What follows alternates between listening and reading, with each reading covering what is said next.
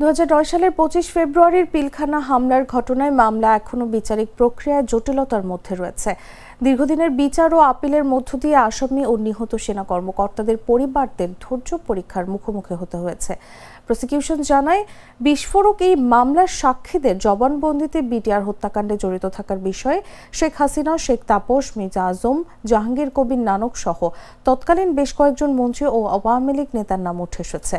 এ কারণে তাদের বিরুদ্ধে মামলা করা হবে বলে জানিয়েছেন বিস্ফোরক মামলার চিফ প্রসিকিউটর বোরহান উদ্দিন। বিস্ফোরক দ্রব্য আইনের মামলায় আসামি প্রায় 850 জন। মামলায় 1200 সাক্ষীর মধ্যে সাক্ষ্য নেওয়া হয়েছে 300 জনের। এর মধ্যে গুরুত্বপূর্ণ সাক্ষীদের জবানবন্দিতে শেখ হাসিনা সহ বেশ কয়েকজনের জড়িত থাকার বিষয়ে তথ্য এসেছে।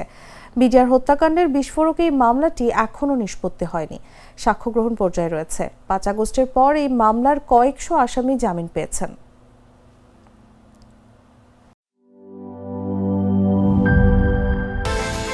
বিকাশ পেমেন্টে 10,000 টাকার বেশি অফার। শপিং চলছে তো।